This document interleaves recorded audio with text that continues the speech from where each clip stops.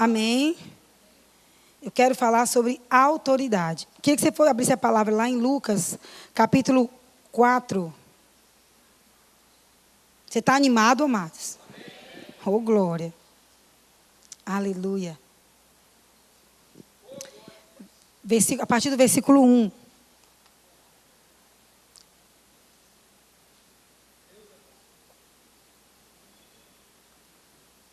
Amém? Você encontrou?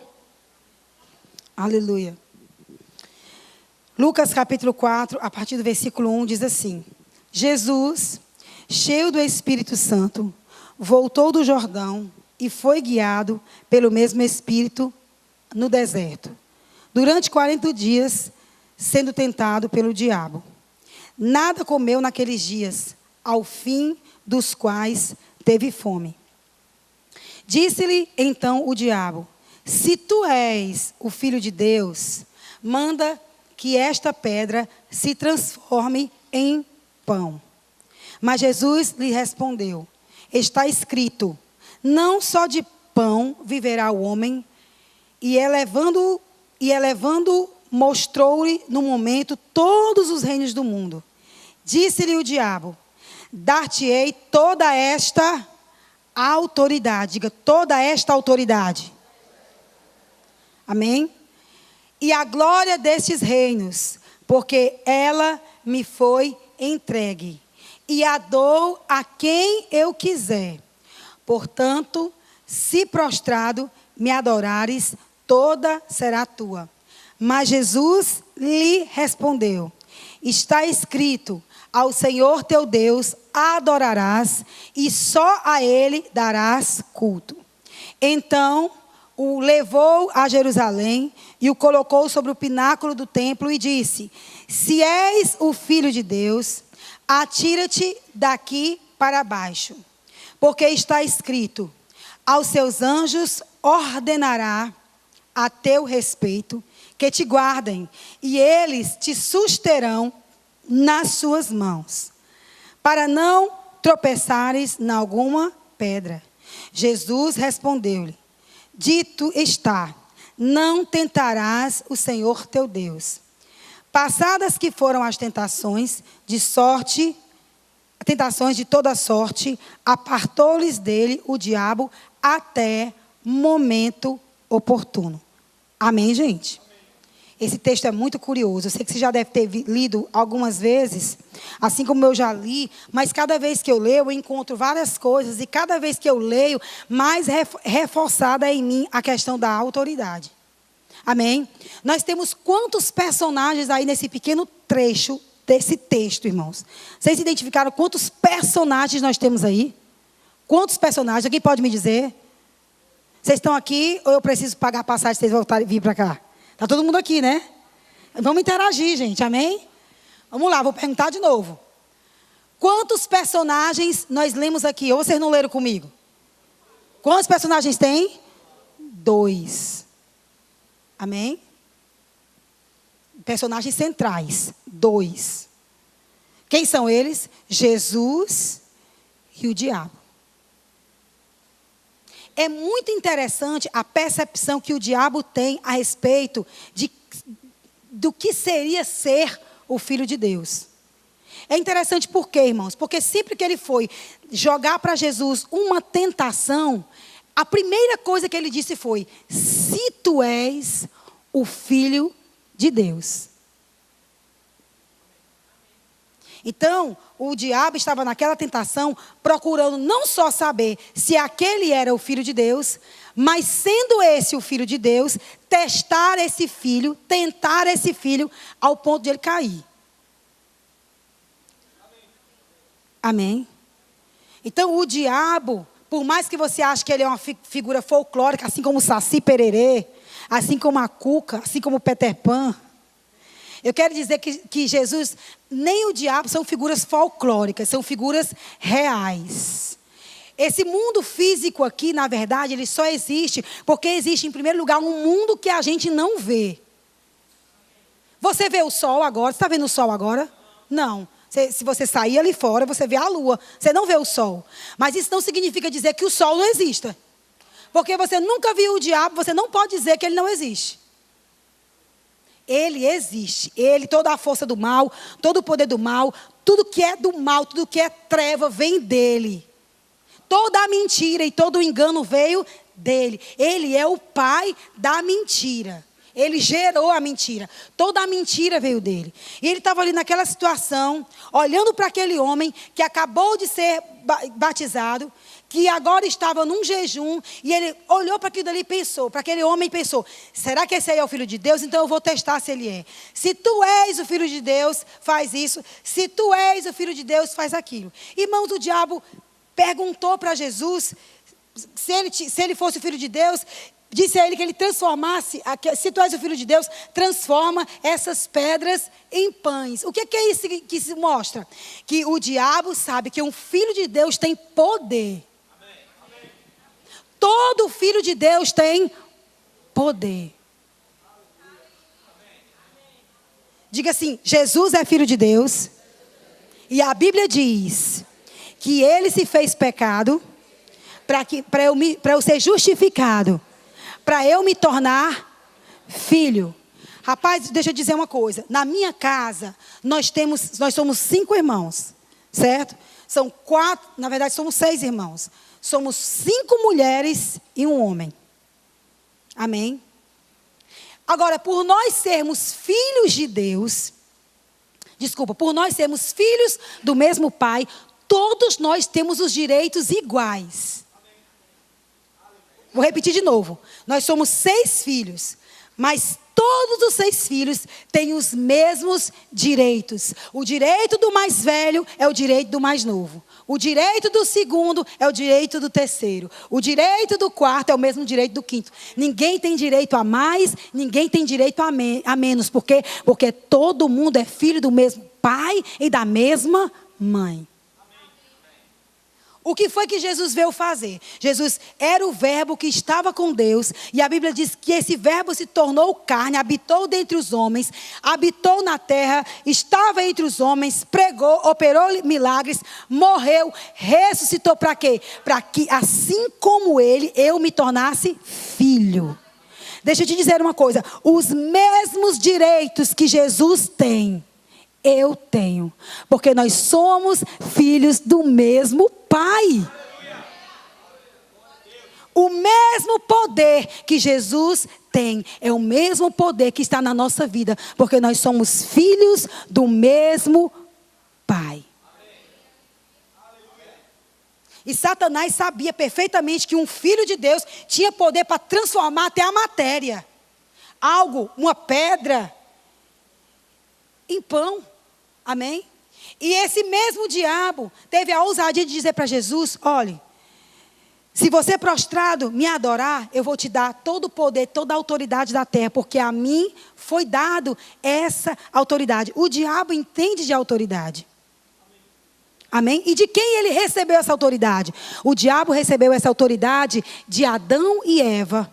Lá em Gênesis capítulo 3, a Bíblia diz que Satanás, em forma de serpente, apareceu para Eva e disse para Eva, olha, se você comer dessa árvore, os olhos do seu entendimento, o fruto dessa árvore, os olhos do seu entendimento vão ser abertos e você vai ver como Deus vê, vai saber o segredo de todas as coisas. Sabe, irmãos, eu creio que haveria um tempo em que Adão saberia realmente todas as coisas, mas quem ia ensinar era Deus. Só que ele, como uma criança, que achava, como um adolescente, que acha que já sabe tudo, e muitas vezes experimenta coisas que não deveria experimentar naquela hora. Sabe que é assim? Desculpa os adolescentes presentes, mas vocês são assim. Por que eu estou dizendo isso? Porque eu já fui adolescente, então eu sou experiente em ser adolescente. Amém? O que é que na adolescência a gente faz? A gente acha que já está adulto. E aí a gente acha que é muito top. E começa a trazer experiências que são lá da frente para uma idade que a gente não está maduro para viver. Aí porque a gente não está maduro para viver na adolescência, aquilo que só deveria viver na vida adulta, a gente traz não só aquela experiência, quando a gente traz aquela experiência de uma estação que não é para ser vivida agora, não vem só as experiências, mas vem uma consequência desastrosa, incontrolável. Porque eu, nessa adolescência, não estava pronto para viver aquilo que eu só deveria viver com 25, com 30, com 40. Vocês entendem? Adão era como se fosse um adolescente. Deus disse para ele, olha, você pode comer de todo o fruto, mas desse fruto aqui, você não pode comer. Porque no dia que você comer, você vai morrer. Amém? O que Adão fez e Eva? Eles entenderam a conversa do diabo como uma boa proposta. E eu acredito, irmãos, que haveria o tempo da maturidade, em que Deus, a cada encontro, a cada momento de comunhão, a cada final de tarde, Deus iria revelando em doses aquilo que Adão deveria receber em doses, não de uma vez só. E é o que aconteceu. Adão recebeu na adolescência uma experiência, uma vivência que na adolescência ele não deveria receber, porque ele não estava pronto para receber.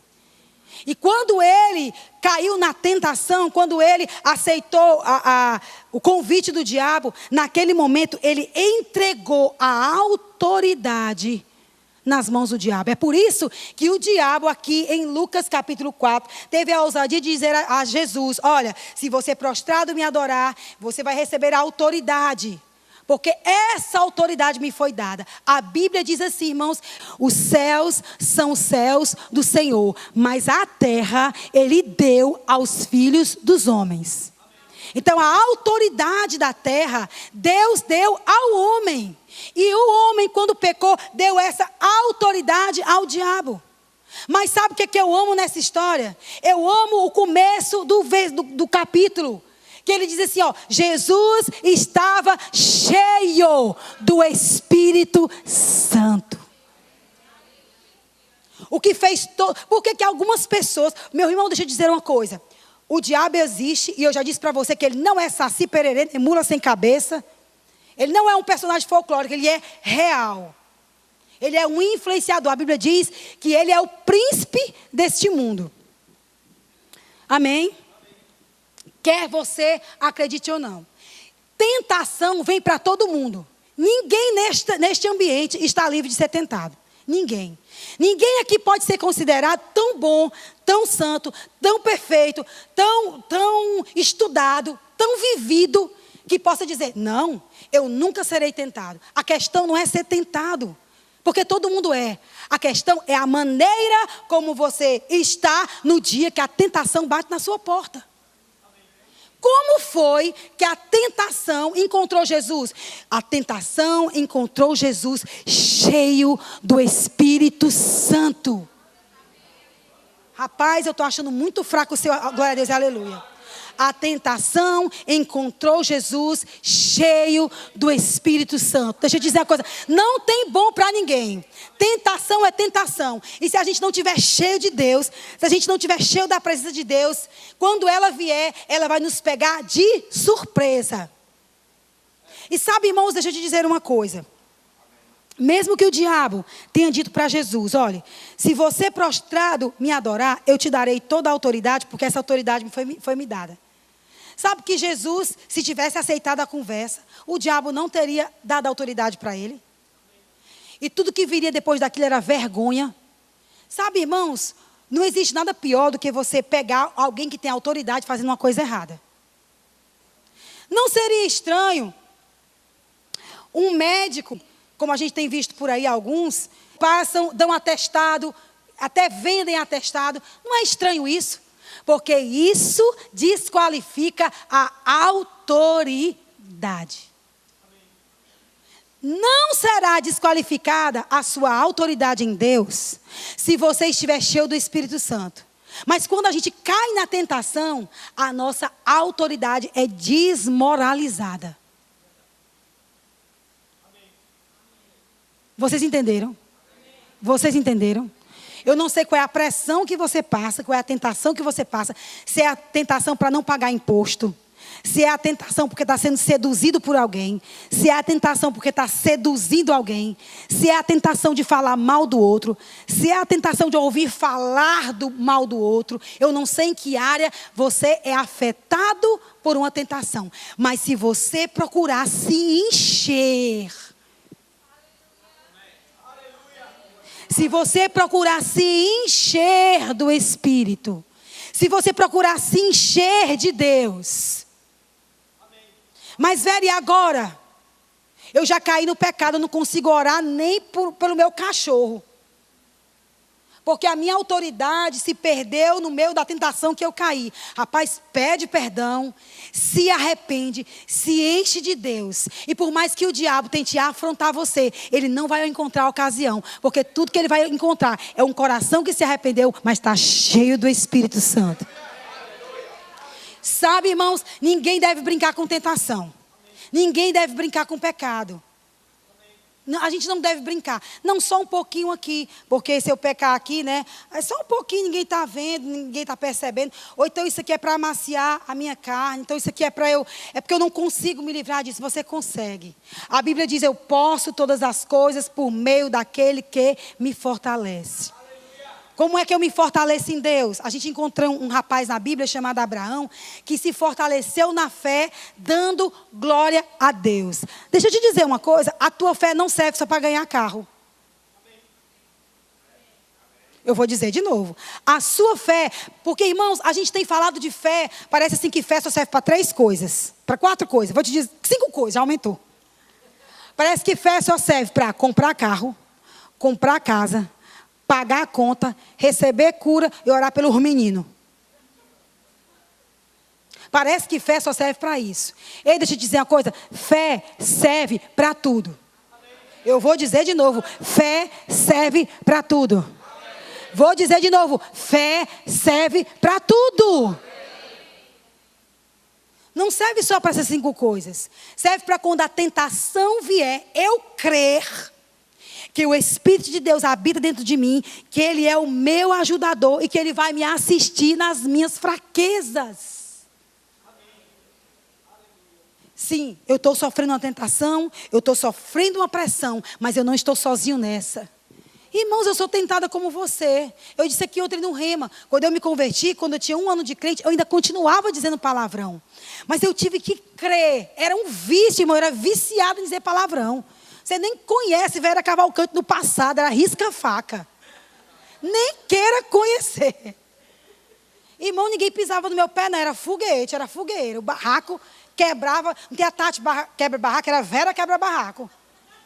Você não tem noção, ninguém viesse perto de mim com onda não, que a fogueira queimava. Só, irmãos, que eu fui pedir ajuda ao Espírito Santo. E isso era uma fraqueza que eu tinha.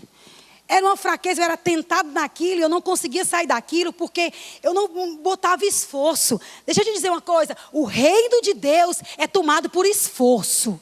Eu vou dizer de novo, o reino de Deus é tomado por esforço. Tem que botar força? Tem. As pessoas não querem botar força, elas querem a bênção, mas não querem botar força. Sabia que Deus, a Bíblia diz, bendito seja o Deus e Pai de nosso Senhor Jesus Cristo, o qual já nos abençoou com todas as sortes de bênçãos espirituais nas regiões celestiais em Cristo Jesus. Eu sei, irmãos, que eu sou abençoado, mas para que essa bênção se manifeste na minha vida de alguma maneira, eu tenho que fazer um esforço. É uma questão de escolha. Sabe, irmãos, se eu me encho do Espírito e eu me esforço, vai doer na carne? Vai. Vai doer. Porque fazer as coisas que são certas sempre vão doer. Quem aqui já experimentou fazer um regime que doeu fosse fazer esse regime? Meu Deus do céu. É cruel, irmãos. É cruel, um negócio tinhoso.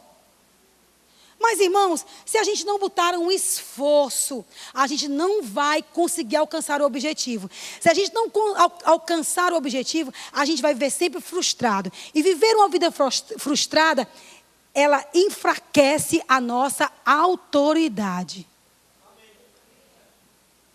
Se a gente não colocar a nossa carne no lugar dela. Paulo disse, tudo eu posso fazer. Você sabia que eu posso fazer tudo? Sabia? Se eu quiser matar, eu posso matar. Vala, Vera, desterrar 3 vezes. Como assim, Vera? Se eu quiser, eu posso matar alguém. Posso. Tudo, qualquer pessoa pode fazer, irmãos. Mas nem tudo convém que eu faça. A Bíblia diz, se eu fizer coisas boas, vão voltar para mim coisas boas. Se eu fizer coisas más, vão voltar para mim coisas más. Amém? Glória a Deus, gente. Então exige um esforço. Jesus teve que se esforçar para estar naquele deserto por 40 dias e 40 noites sem comer. E essa era a sua maior necessidade.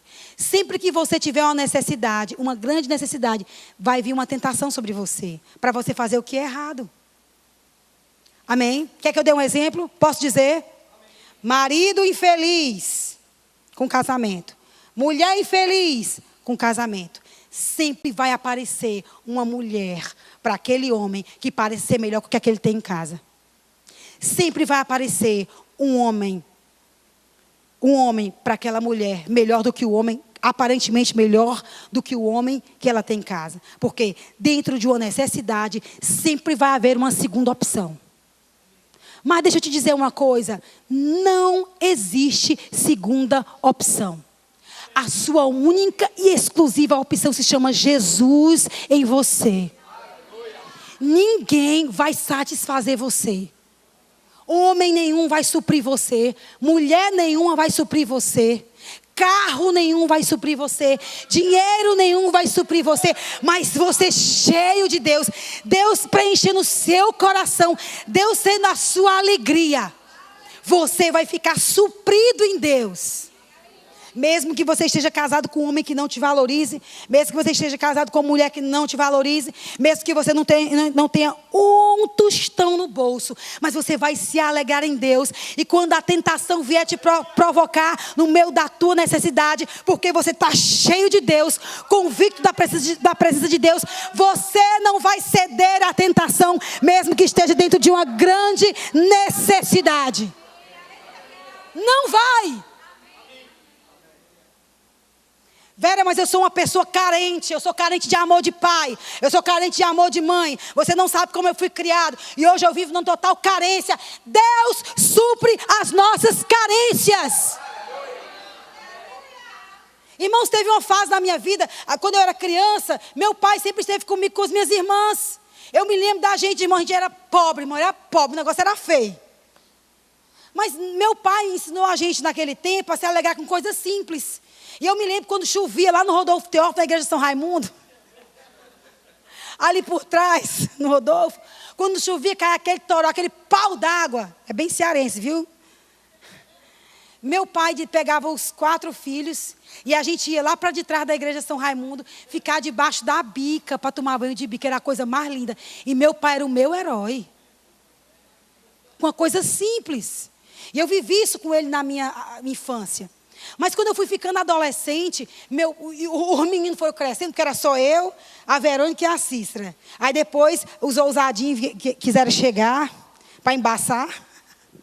O Francisco e a Socorro, minha irmã. E aí eles chegaram e meu pai foi tendo que trabalhar mais, porque as bocas aumentaram. E na nossa adolescência, a gente foi ficando carente do meu pai, porque ele foi ficando mais no trabalho do que em casa. Ele saía para trabalhar 5 horas da manhã, e a gente só via o pai chegando 7 horas da noite, e ele cansado, não queria mais estar brincando com a gente. E na fase que eu tanto precisei, não porque ele quisesse, mas porque ele precisou, ele esteve ausente. E isso trouxe alguns problemas para mim depois. Mas sabe, irmão, Jesus entrou na minha vida. E ele foi resgatar coisas lá atrás que foram maculadas, vazios, espaços, buracos. Jesus vem sarando até hoje. E ele vem suprindo as minhas necessidades de tal maneira que mesmo assim que a necessidade aparece e que vem uma tentação ao mesmo tempo, imediatamente, irmãos, porque eu decidi me encher do Espírito, consciente da presença dEle, me alegrando nele, me satisfazendo nele. Quando a tentação vem, eu sou tão consciente da autoridade que eu tenho, que a tentação tem que baixar a guarda. Porque se eu sou filho de Deus, eu recebi de Deus poder e autoridade. Diga assim: se eu sou filho de Deus, eu recebi poder e autoridade. Diga assim: na necessidade e na tentação, eu estou cheio de Deus e cheio de autoridade. Sempre dentro de uma necessidade vai vir uma tentação. Sua empresa está passando por dificuldades, está passando por problemas, aí de repente chega o fiscal e quer taxar imposto. Aí alguém quer subornar e dizer, me dá essa ponta aqui que eu não multo você. O que é mais lógico? Não pagar. O que é mais lógico? Aliás, pagar aquele suborno para que tudo fique bem. Isso é o lógico, mas não é o correto. O lógico da tentação é esse. Sabe, irmãos, nós fizemos uma vez uma viagem para Campina Grande. 2 viagens aconteceram. Numa nós fomos com um grupo de louvor. E quando nós paramos numa cancela, um guarda veio querer nos subornar, porque o motorista que estava dirigindo, a gente não sabia, a gente fretou o carro. E o motorista ele estava com a carteira que não tinha habilitação para fazer esse tipo de viagem. E aí o guarda queria uma ponta. E meu marido disse que não ia dar. Não ia dar, isso não era legal. Ele era crente, não ia dar. E conversa vai, conversa vem. E ele perguntou, tem alguém no carro com carteira habilitada para isso? Aí ele tem. Pois aí, de tanto insistir, o rapaz foi e nos conduziu de Campina Grande e voltou.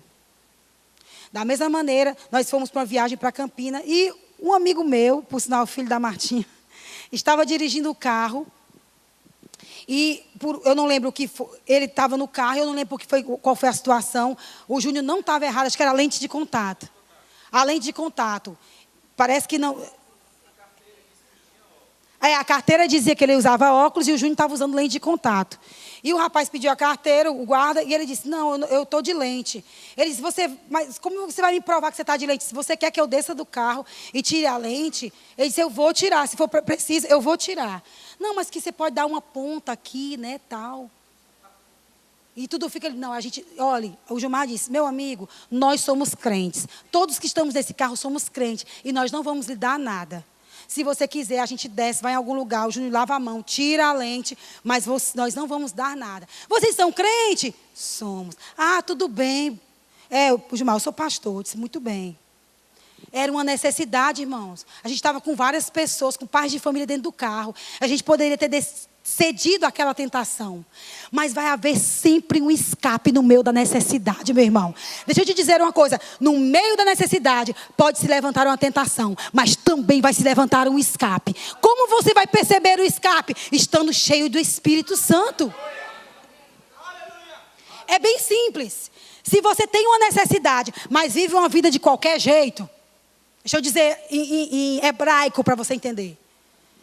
Se você tem uma necessidade, está passando por uma dificuldade e vive de qualquer jeito, vai vir uma tentação e Deus quer até te dar o livramento. Mas sabe por que você não vai enxergar o livramento? Porque você não está em comunhão com Deus.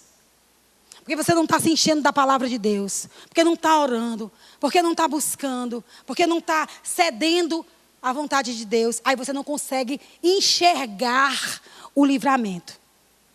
Quando a gente está cheio de Deus, mesmo que esteja dentro de uma necessidade e debaixo de uma tentação, porque você está cheio de Deus, você vai conseguir enxergar onde é que está o escape. Eu vou dizer de novo, para você entender. Todos nós aqui temos alguma necessidade em qualquer área da vida. Temos ou não temos? E às vezes tem algumas necessidades que elas chegam assim, parece que é para nos derrubar. Mas sabe, irmãos, se a gente buscar a Deus dia após dia, se a gente se relacionar com Deus, se a gente for cedendo a nossa própria vontade, para que a vontade dele se estabeleça dentro de nós, quando vier uma necessidade e ao mesmo tempo vier uma tentação, você vai perceber onde está o escape. E a sua necessidade vai ser suprida. E você não vai cair naquela mazela. Por quê? Porque você está tão cheio de Deus e tão cheio de autoridade que você vai reconhecer o que é de Deus e o que não é. E você vai dizer, diabo, solte as minhas finanças, solte a minha família, solte a minha saúde, solte os meus filhos, solte a minha casa, solte a minha empresa, solte o que você está tentando segurar, porque não lhe pertence, você não me deu e não vai levar. Aí você vai identificar. Sabe como foi que Jesus identificou? Por acaso apareceu. A Bíblia diz que os anjos vieram e o alimentaram. Sabe quando foi que Jesus identificou o escape? Na palavra. Onde foi que Jesus identificou o escape? Na palavra. Onde foi que Jesus identificou o escape? Na palavra. Porque cada vez que o diabo dizia uma coisa, aí Jesus dizia, mas está escrito. E o diabo, não, mas tem isso. Jesus, mas está escrito. Não, mas tem isso, mas está escrito. Mas por que Jesus percebeu o escape na palavra? Porque ele estava cheio da presença de Deus. Vera, mas era Jesus. Como eu costumo dizer, mas era Jesus, ele era o Filho de Deus. E tu é filho de quê? De uma catita, criatura. Tu é filho de Deus. Da mesma natureza, da mesma espécie. O mesmo DNA de Jesus é o seu mesmo DNA. Nem mais, nem menos.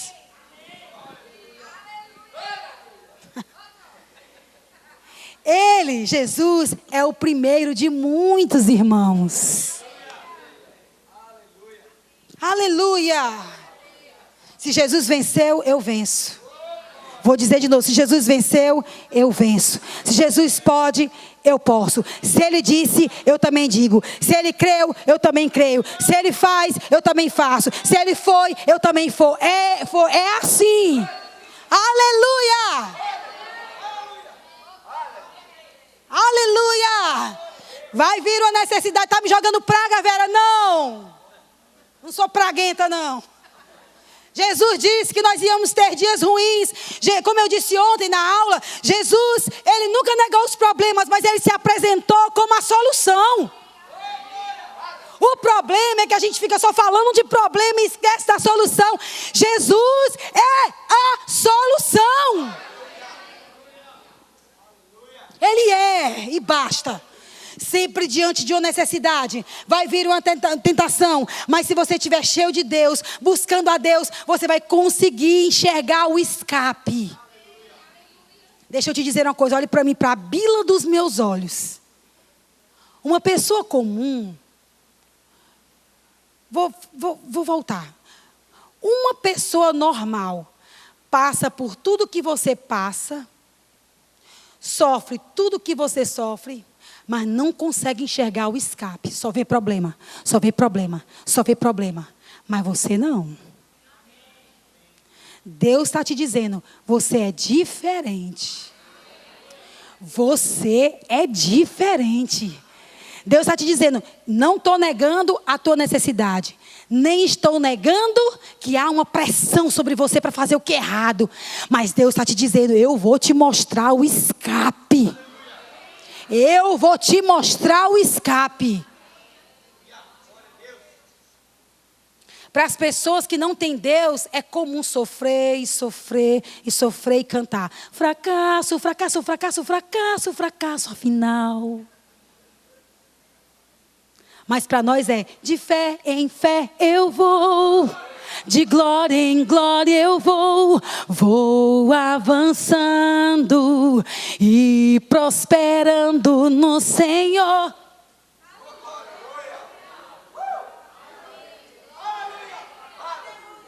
Esse mundo está muito complicado para criar um menino.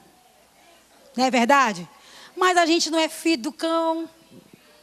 A gente não é filho do diabo, a gente é filho de Deus. E Deus vai nos dar estratégia para criar o menino.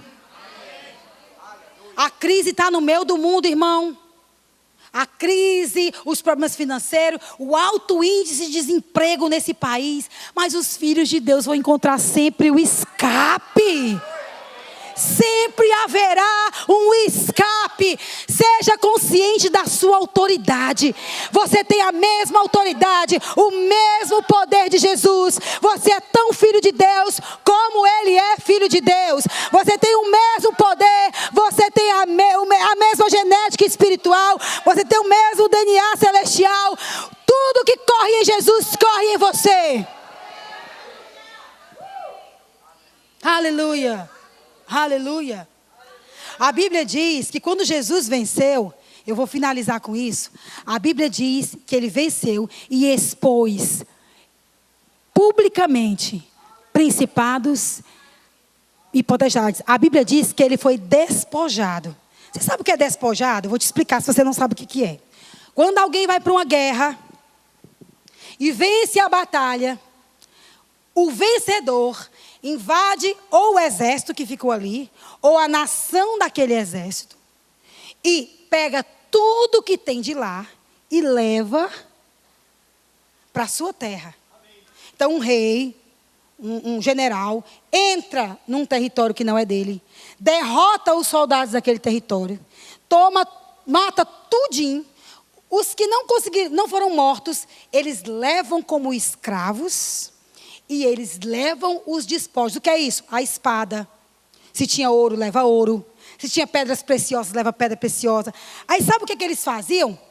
Quando um soldado, por exemplo, romano, voltava da guerra, quando o exército vencedor romano voltava da guerra, com os escravos, não só traziam os despojos, as moedas, o dinheiro, a espada, mas eles pegavam os soldados que foram vencidos e que não morreram, pegavam esses soldados, colocavam dentro de uma gaiola, de uma jaula, uma gaiola, e quando eles entravam nas cidades, vinha o exército e todos os escravos, soldados que não morreram, eram trazidos como animais dentro daquela gaiola e se passava pelo meio da cidade para que todo mundo pudesse ver a vergonha.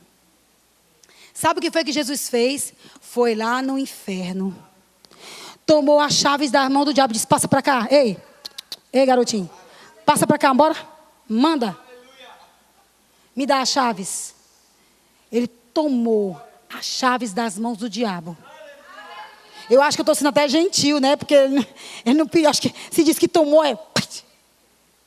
tomou as chaves das mãos do diabo. Envergonhou principados, os despojou e os envergonhou publicamente. Então você imagina aí, como eu disse, Satanás não é saci, não é mula sem cabeça, mas é um ser real. Então você imagina aí o demônio, os satanás, os capetos, coisa ruim, tudo enjaulado. E céus e terra, e o que está debaixo da terra vendo a vergonha. Seus inimigos já foram derrotados e expostos publicamente. O que te trazia vergonha, agora não te envergonha mais. O escrito de dívida que era contra você não tem mais valor nenhum. Foi rasgado e somos livres. Dentro de uma necessidade, debaixo de uma tentação, haverá um escape. Diga assim comigo, bote a mão na sua cabeça e diga: dentro de uma necessidade, debaixo de uma pressão, haverá sempre um escape. Mais uma vez, dentro de uma necessidade, debaixo de uma tentação, haverá sempre um escape. Tentação vem para todo mundo. Mas quem estiver cheio do Espírito Santo, eu vou te dizer uma coisa, não vai resistir você não. Vamos ficar de pé. Oh, glória a Deus. Aleluia. Aleluia. O que é que te resistiu até essa noite? O que é que tem resistido você até essa noite? Nós já cantamos e louvamos a Deus aqui. Mas nós vamos levantar a nossa voz, mesmo que você se ache uma manga chupada sem valor nenhum. Você recebeu autoridade, meu irmão. E ninguém mais vai rir da sua cara, não. A pobreza não vai mais rir de você. A falta não vai mais rir de você. A necessidade não vai mais rir de você. Levante a sua mão agora nessa hora. E olhe para a circunstância que está afrontando você. E comece a dizer: ponha-se no seu lugar a circunstância. Fala! Abra a boca e fala.